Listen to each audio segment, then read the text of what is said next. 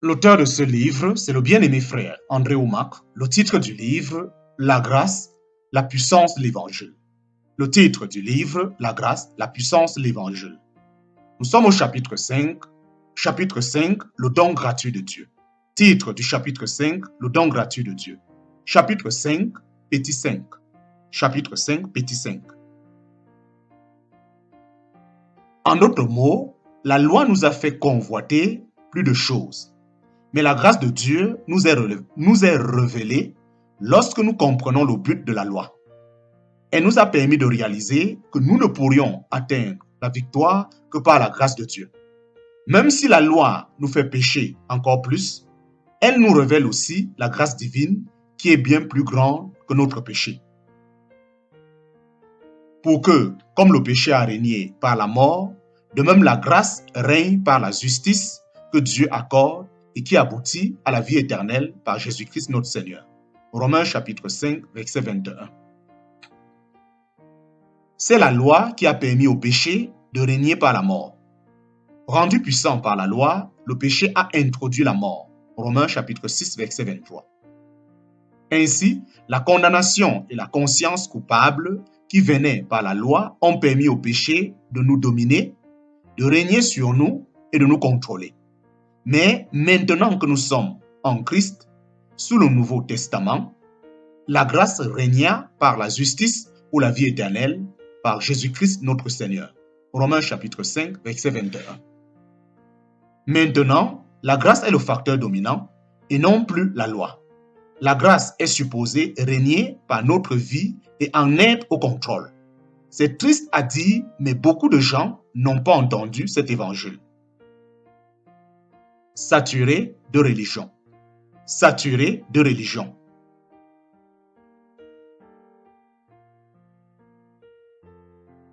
J'ai entendu des gens dire « Personne aux États-Unis ne devrait entendre l'évangile 2 fois avant que tout le monde... » J'ai entendu des gens dire « Personne aux États-Unis ne devrait entendre l'évangile 2 fois avant que tout le monde, dans le monde, ait eu une chance de l'entendre une fois. » Je comprends que, par là, on veut dire qu'il n'est pas juste que les États-Unis soient saturés de témoins chrétiens, tandis que des millions de gens sur Terre n'ont jamais entendu une seule fois le nom de Jésus.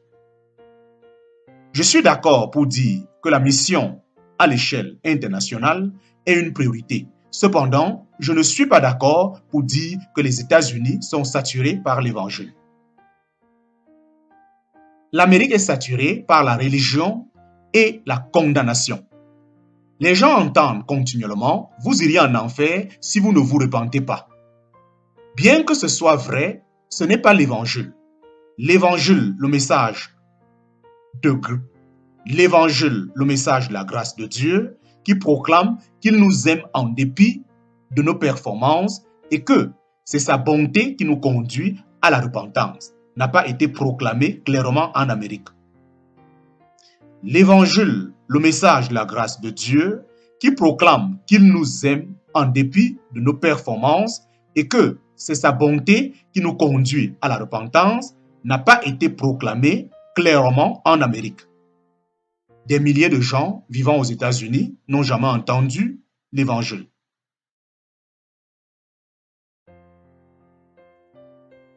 Dans l'exercice de mon ministère, je rencontre constamment des gens qui ne comprennent pas la grâce de Dieu.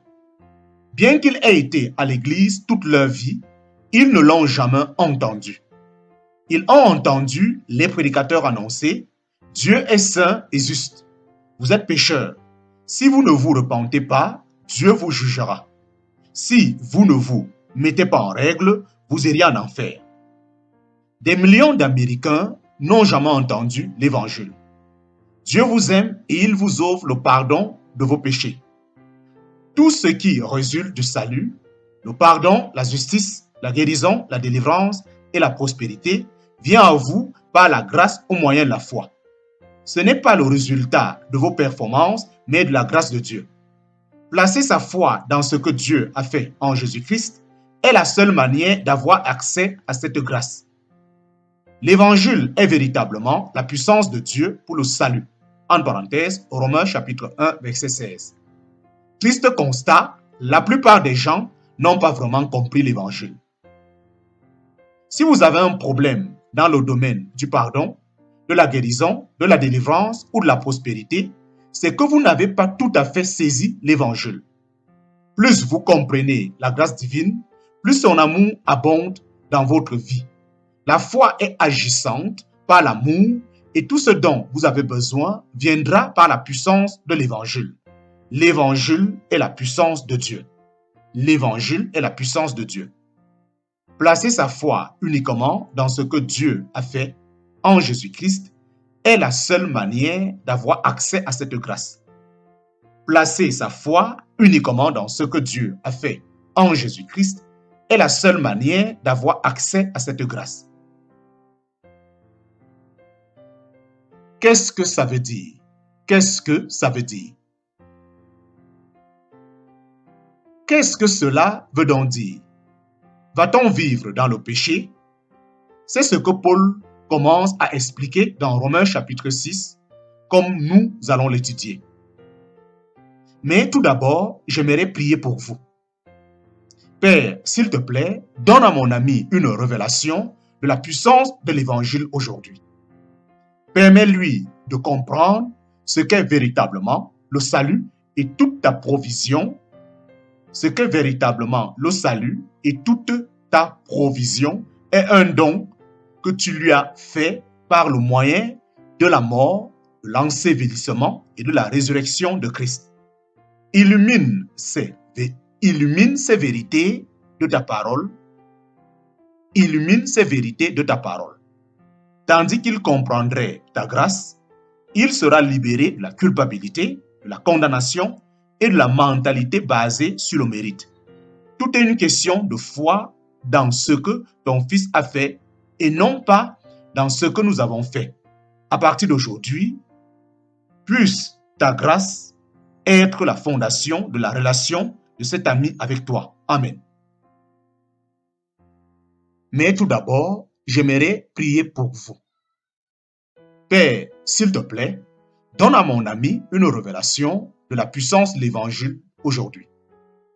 Permets-lui de comprendre ce qu'est véritablement le salut et toute ta provision, ce qu'est véritablement le salut et toute ta provision est un don que tu lui as fait par le moyen de la mort, de l'ensevelissement et de la résurrection de Christ. Illumine ces vérités de ta parole. Tandis qu'il comprendrait ta grâce, il sera libéré de la culpabilité, de la condamnation et de la mentalité basée sur le mérite. Tout est une question de foi dans ce que ton Fils a fait et non pas dans ce que nous avons fait.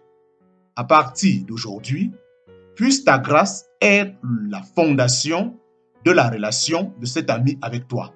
Amen. Fin du chapitre 5. Fin du chapitre 5. Chapitre 6. Chapitre 6. Pourquoi mener une vie sainte? Chapitre 6. Pourquoi mener une vie sainte? L'Évangile illustre la puissance de Dieu. C'est une bonne nouvelle car notre réconciliation avec Dieu repose sur la grâce et non sur nos mérites. La loi a été donnée pour mettre en relief notre besoin d'un sauveur.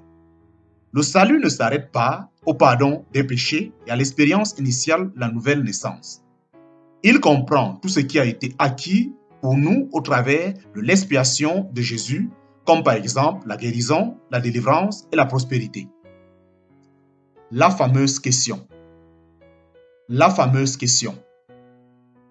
Dans les 5 premiers chapitres du livre, Paul a présenté la grâce avec tant de force et de puissance que fatalement la question suivante surgit.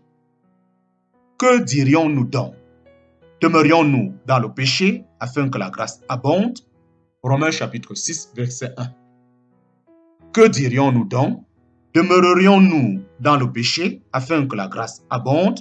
Romains chapitre 6, verset 1.